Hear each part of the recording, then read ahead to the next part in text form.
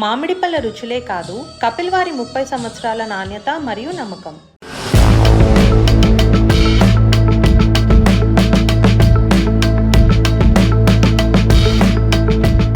పహల్గాం ప్రతీకారం ఎలా ఉంటుందో ఆల్రెడీ అర్థమైంది. అందుకే తట్టాబుట్టా సర్దుకొని సిద్ధమైంది.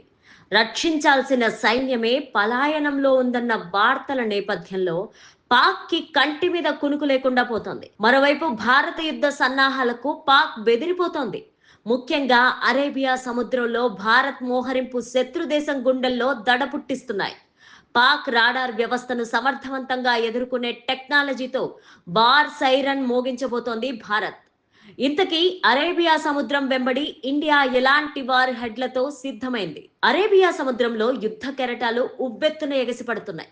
ఓవైపు బోర్డర్లో సైనికుల వేట, యుద్ధ విమానాల విన్యాసాలు, మరోవైపు సముద్రంలో నావికాదళ మోహరింపులు, పెహల్గాం దాడులతో భారత్ త్రినేత్రం తెరుచుకుంది. నింగి, నేల, నీరు ఇలా ఎక్కడైనా శత్రుదాడులు తిప్పికొట్టేందుకు భారత్ సిద్ధమైంది.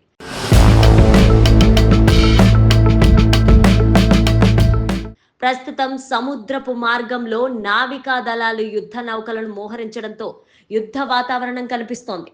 గుజరాత్లోని పోర్బందర్ పోర్ట్ సమీపంలో యుద్ధ నౌకలను సమాయత్తం చేసింది భారత నావికాదళం. ఐఎన్ఎస్ విక్రాంత్, రాఫెల్ యుద్ధ విమానాలతో సహా అరేబియా సముద్రంలో మోహరించింది. ఈ ఉద్రిక్తతల నేపథ్యంలో అరేబియా సముద్రం వ్యూహాత్మక ప్రాంతంగా మారింది. అరేబియా సముద్రం దక్షిణాసియాలో వాణిజ్య రవాణాకు కీలకమైన మార్గం. భారత్ తన నావికాదళ శక్తిని పోర్బందర్ సమీపంలో బలోపేతం చేస్తూ శత్రు నౌకలను ఎదుర్కొనేందుకు క్షిపణి పరీక్షలను విజయవంతంగా నిర్వహించింది.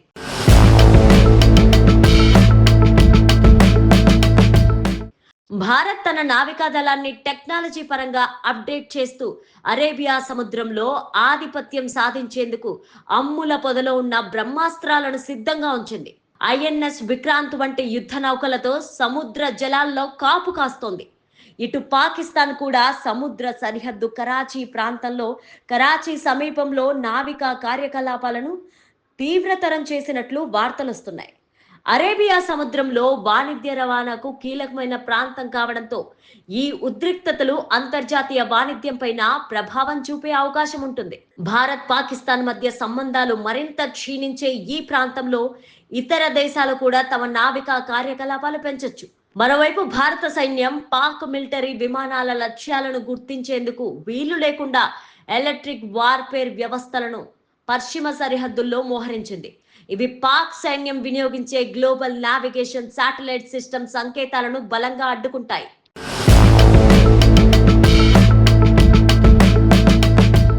పాక్ సైనిక విమానాలు, డ్రోన్లు, గైడెడ్ మిసైల్స్ భారత్ లో లక్ష్యాలను గుర్తించడంలో తీవ్ర గందరగోళంలో పడే అవకాశం ఉంది. ఫలితంగా యుద్ధ రంగంలో ఏం జరుగుతుందో అర్థం చేసుకోలేని స్థితికి పాక్ సైన్యం వెళ్తుంది.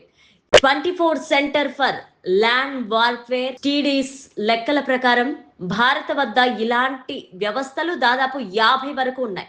ఇక వాయుసేన యుద్ధ విమానాల్లో స్పెక్ట్రా సూట్స్, నావీ వినియోగించే శక్తి సిస్టమ్స్ కూడా నావిగేషన్ సిగ్నల్స్ ను జామ్ చేయగలవు. ఇక పాకిస్తాన్ విషయానికి వస్తే దాని వద్ద సొంతంగా తయారు చేసుకున్న ఎలక్ట్రికల్ వార్ఫేర్ వ్యవస్థలు కూడా లేవు. కానీ చైనా నుంచి దిగుమతి చేసుకున్న జార్బా కోస్టల్ సిస్టమ్ వంటివి ఉన్నాయి. వీటితో పాటు కమర్షియల్ జామర్లను అది వాడుతోంది. కానీ భారత వార్ఫేర్ వ్యవస్థ ముందు అది పెద్దగా ప్రభావితం చూపించలేమంటున్నారు నిపుణులు. ఇలా ప్రతి విషయంలో కూడా పాక్ పైన భారత్ దే పై చేయిగా ఉంది.